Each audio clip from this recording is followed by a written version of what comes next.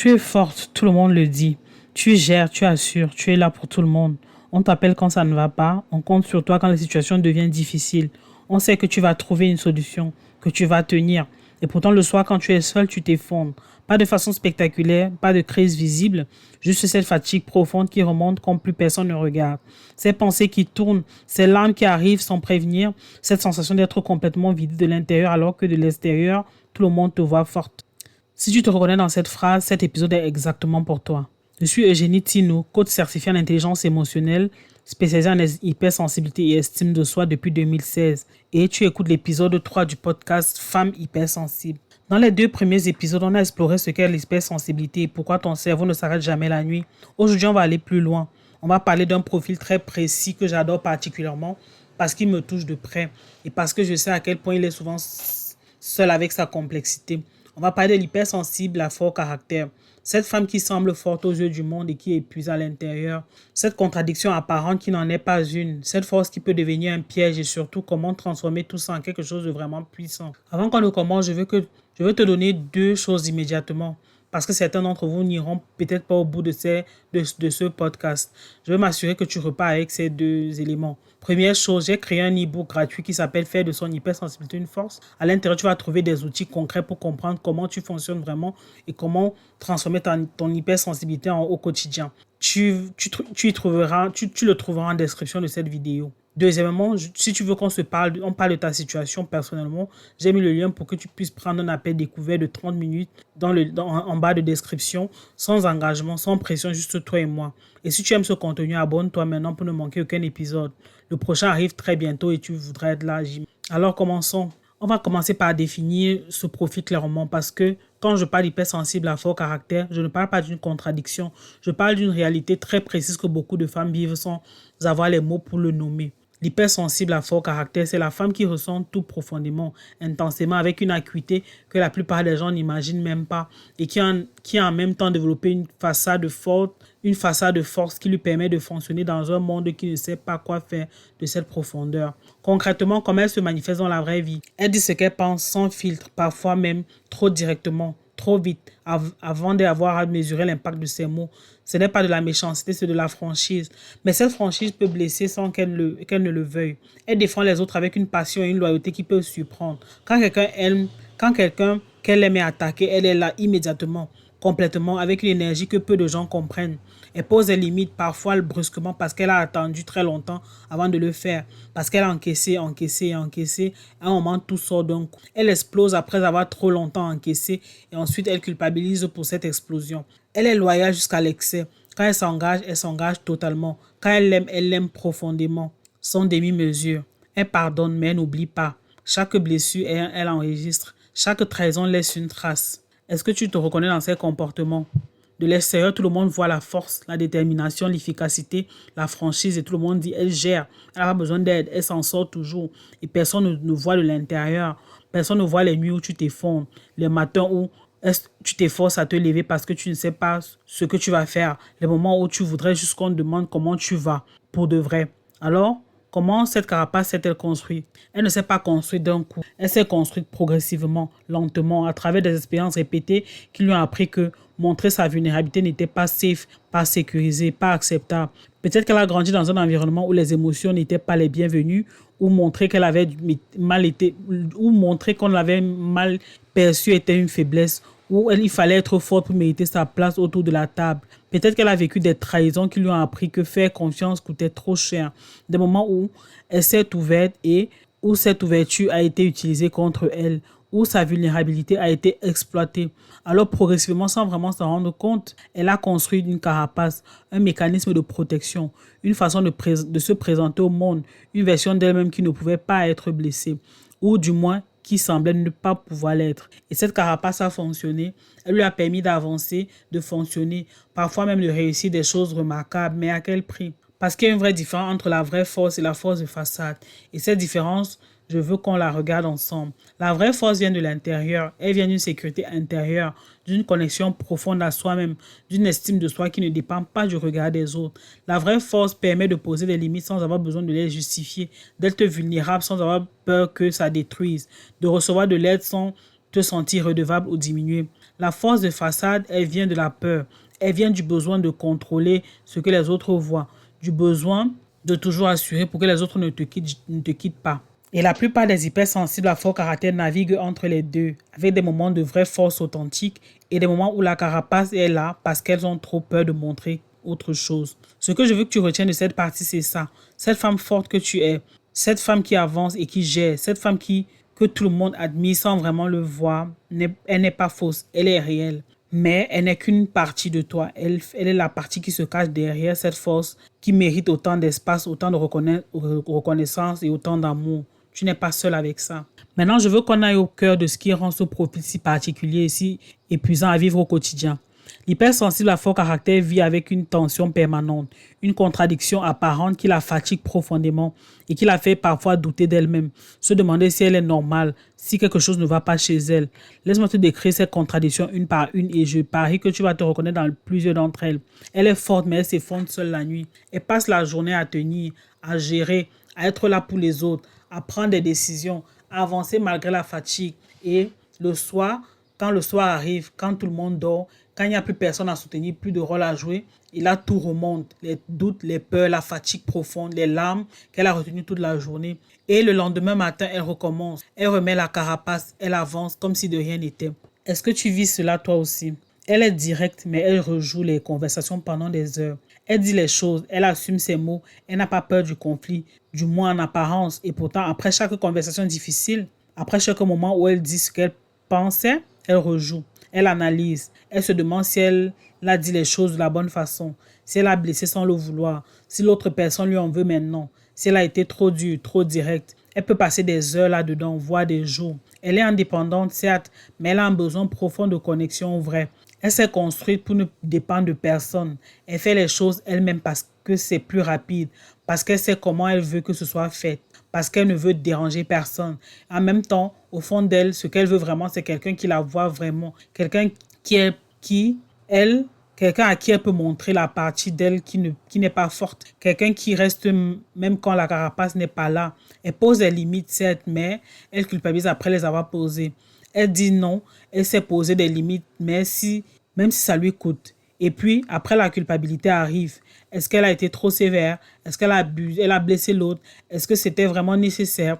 Est-ce que l'autre va lui en vouloir? Est-ce qu'elle va est-ce qu'elle va perdre cette relation? Et elle passe des jours à gérer cette culpabilité, ce qui finit par lui faire croire que poser les limites est trop coûteux et qui l'amène à ne plus en poser jusqu'à ce qu'elle explose à nouveau. Je vais te partager quelque chose de personnel ici. Moi aussi, j'ai vécu cette tension, cette façon d'être forte pour tout le monde, tout en portant quelque chose d'immense à l'intérieur.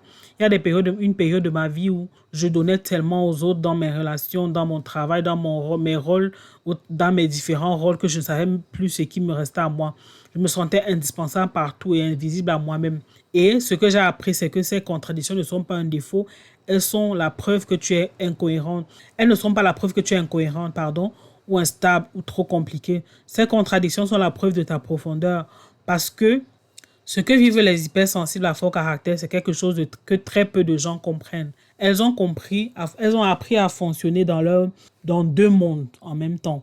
Le monde extérieur, où elles doivent être fortes, efficaces, fiables, et le monde intérieur, où elles ressentent tout, absorbent tout, portent tout. Et naviguer entre ces deux mondes en permanence, sans carte, sans guide souvent, sans que personne ne sache que tu le fais, c'est épuisant. C'est exactement pour ça que je fais ce travail. Je vais te raconter une histoire. Appelons-la Nadia, 36 ans, professionnelle accomplie, mère présente, amie loyale, quelqu'un sur qui on pouvait compter dans les moments difficiles. Elle avait cette façon de prendre les choses en main, de gérer les situations compliquées, de dire les vérités difficiles quand les autres n'osaient pas. Tout le monde lui disait qu'elle était forte et elle avait appris à le croire, du moins à le montrer. Mais en privé, Nadia était dans une relation depuis des années avec quelqu'un qui la diminuait progressivement.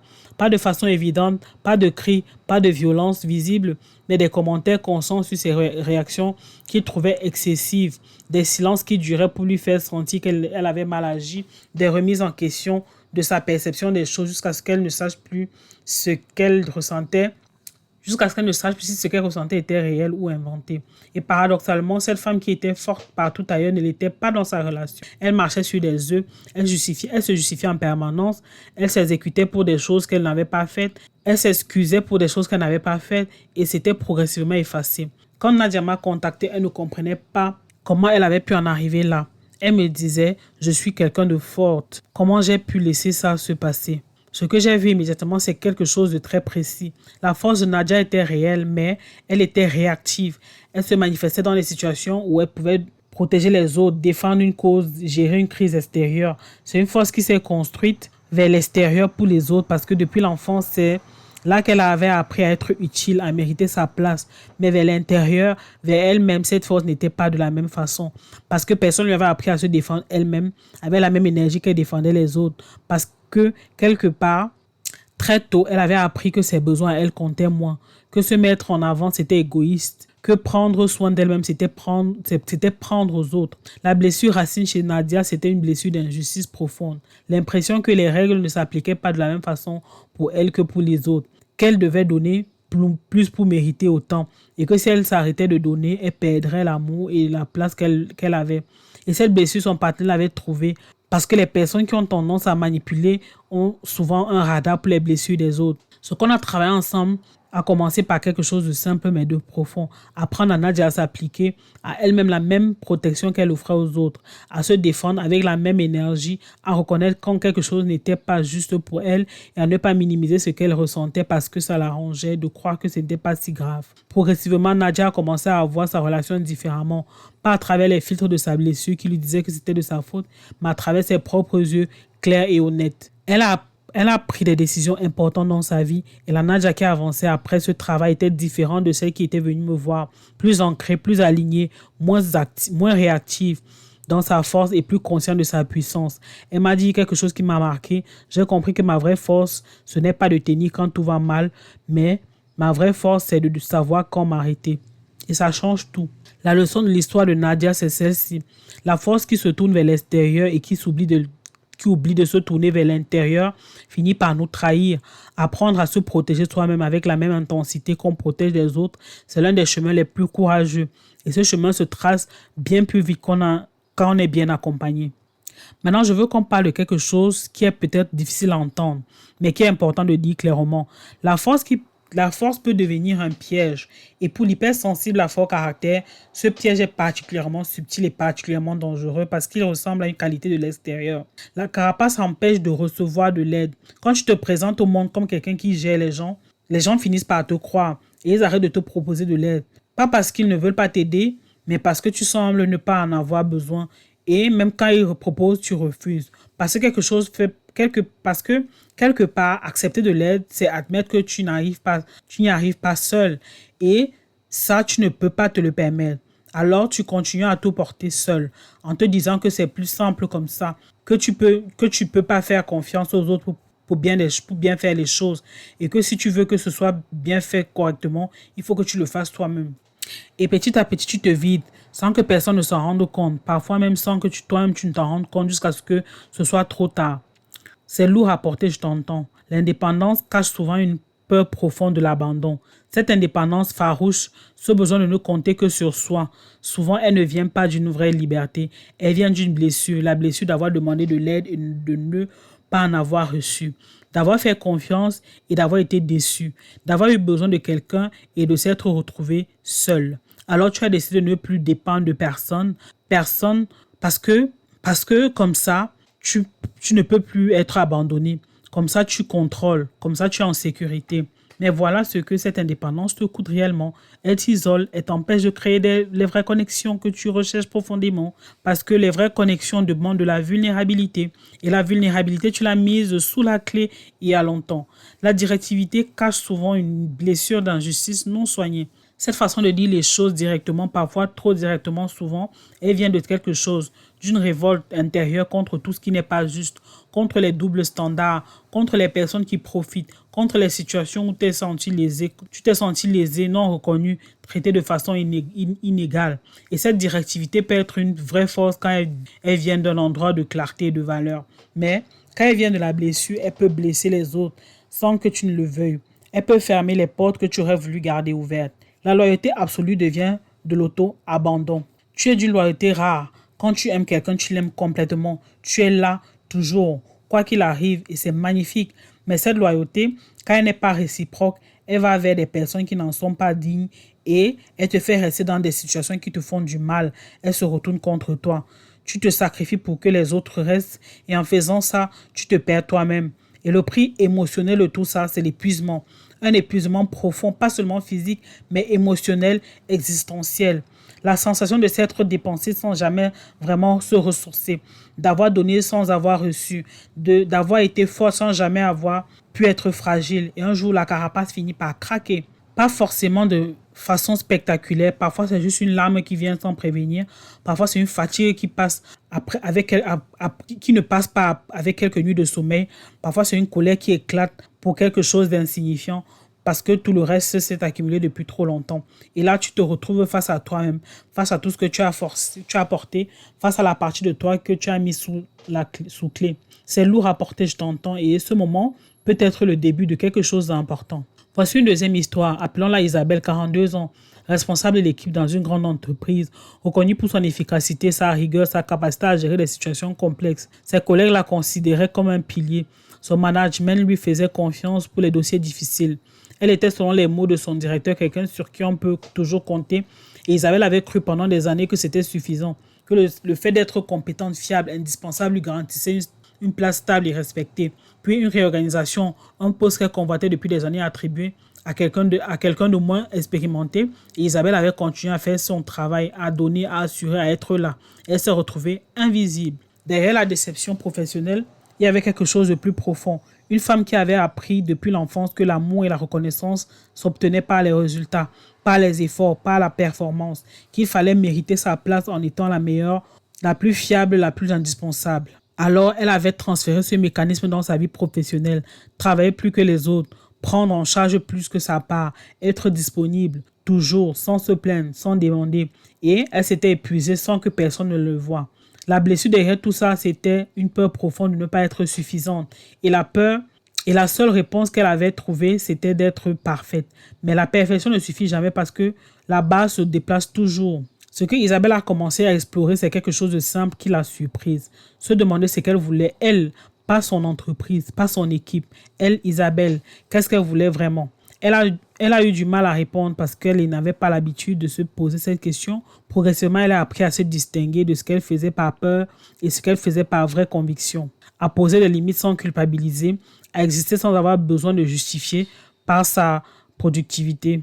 Et quelque chose de beau s'est passé. En faisant moins, elle est devenue plus visible parce qu'elle occupait enfin vraiment sa place avec sa personnalité sa façon d'être et pas juste ses résultats. Elle a réalisé quelque chose d'important. J'attendais que les autres valident ma valeur alors que cette valeur, elle était là depuis le début. J'avais juste pas appris à la voir moi-même. La leçon d'Isabelle, la performance permanente, c'est souvent de la peur déguisée en efficacité et apprendre à exister en dehors de ce qu'on produit, c'est l'un des actes les plus courageux qui soit.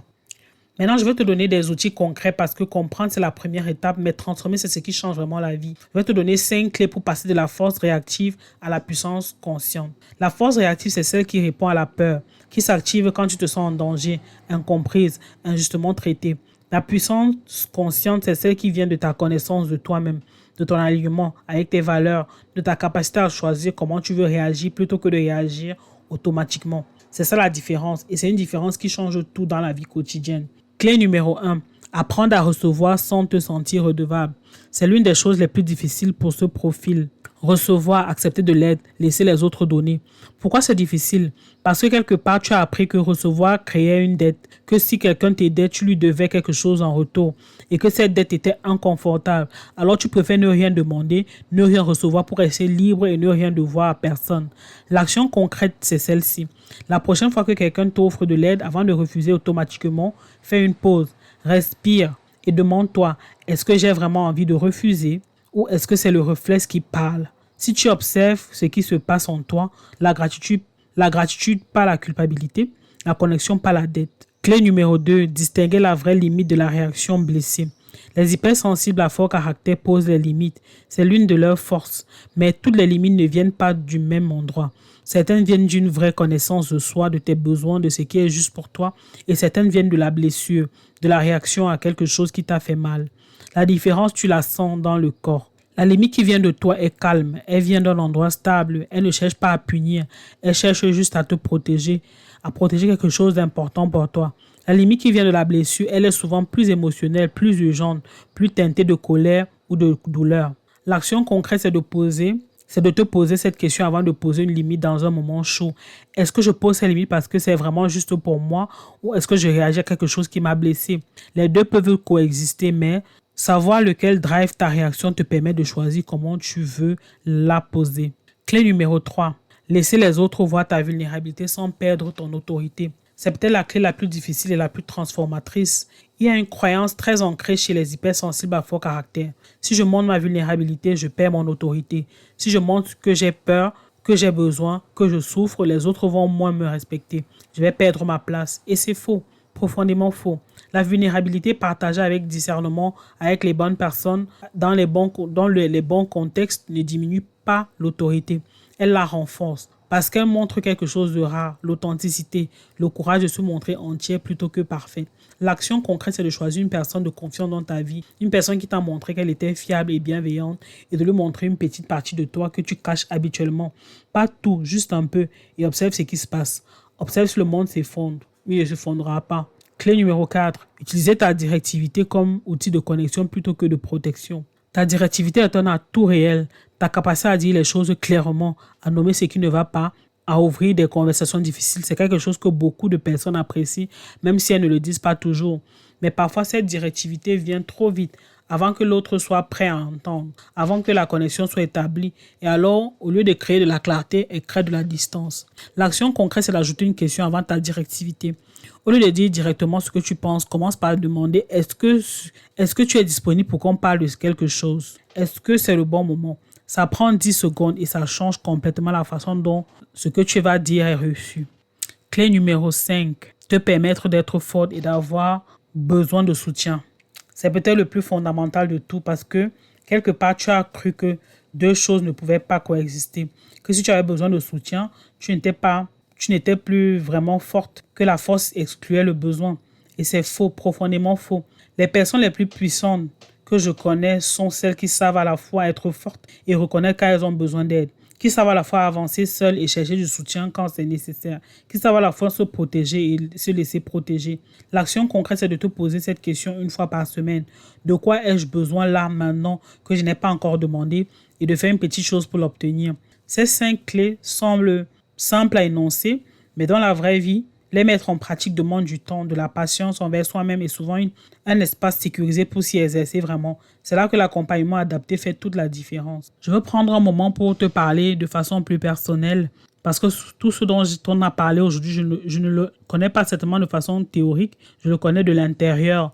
Je suis moi-même hypersensible à fort caractère. J'ai grandi avec une sensibilité que j'ai longtemps cru excessive, qui m'a valu des incompréhensions, des moments où j'aurais voulu être différente, moins intense, moins profonde, moins compliquée. Et j'ai construit une carapace, une belle carapace efficace. J'ai appris à avancer, à gérer, à être là pour les autres, à être forte parce que c'était plus simple, parce que ça m'évitait d'être blessé, parce que ça m'évitait de dépendre de quelqu'un qui pouvait me décevoir. Et il y a un moment dans ma vie où j'étais tellement donné aux autres dans mes relations, dans mon travail, dans mon rôle de coach, que je me suis retrouvé complètement à sec, vidé, sans rien avoir à donner et profondément seul avec ça. Et c'est dans ce moment que j'ai dû me confronter à tout ce que je portais, mes blessures, mes peurs, mes besoins que j'ai appris mes besoins que j'avais appris à ignorer, ma vulnérabilité que j'avais appris à cacher depuis si longtemps. Ce chemin, je ne l'ai pas parcouru seul. J'ai été accompagné. Et cette expérience d'être vraiment soutenu par quelqu'un qui comprenait ce que je vivais, c'est en partie ce qui a donné naissance à la façon dont j'accompagne aujourd'hui. Ce que je veux te transmettre, c'est ce que j'ai compris et qui a tout changé pour moi. Ta sensibilité et ta force ne s'opposent pas. Elles se complètent. La vraie puissance, c'est quand tu arrives à les tenir toutes les deux en même temps. Quand tu n'as plus besoin de choisir entre eux, être forte et être vrai. Quand tu peux avancer et ressentir, défendre et recevoir, donner et te permettre d'être comblé. Tu n'as pas à choisir entre ta force et ton cœur. Tu n'es pas seul avec ça et tu n'as pas à continuer de le porter seul. On arrive à la fin de cet épisode et je veux résumer rapidement ce qu'on a traversé ensemble. Tu as découvert qui est vraiment l'hypersensible à fort caractère. Tu as compris la contradiction au cœur de ce profil et pourquoi cette contradiction n'est pas un défaut mais une profondeur. Tu as entendu les histoires de Nadia et d'Isabelle et des leçons universelles qu'on peut en tirer. Tu as vu pourquoi la force peut devenir un piège et tu as maintenant 5 clés concrètes pour commencer à transformer cette force en puissance consciente. Retiens une chose de cet épisode, tu n'es pas trop direct, trop intense, trop compliqué. Tu es profonde et cette profondeur mérite d'être vécue pleinement en dépit de qui tu es, mais grâce à qui tu es. Pas en dépit de qui tu es, mais grâce à qui tu es, pardon. Le prochain épisode, c'est les 10 signes que tu es hypersensible sans le savoir. Si tu t'es déjà demandé si tu étais hypersensible sans avoir de réponse claire, cet épisode va tout changer dans ta façon de comprendre. Abonne-toi maintenant pour ne pas le manquer. Avant de te laisser, je vais te rappeler les 2 choses que j'ai mentionnées au début. Première chose, mon e-book gratuit. Fais de ton hypersensibilité une force. En description, juste en dessous de la vidéo. Et des outils concrets, des exercices pratiques pour commencer à transformer ta sensibilité dès maintenant, gratuitement. Deuxième chose, si tu t'es reconnu dans cet épisode et que tu veux qu'on se parle de ta situation personnellement, le lien pour réserver ton appel découvert gratuit est en description. 30 minutes, juste toi et moi, sans pression, sans engagement, juste pour voir ce qui est possible pour toi. Merci d'avoir écouté jusqu'au bout. Vraiment, ça compte beaucoup. Prends soin de toi profondément, comme tu prends soin des autres. Tu le mérites autant qu'elle. C'était Eugénie Tino pour le podcast Femmes hypersensibles. À très bientôt.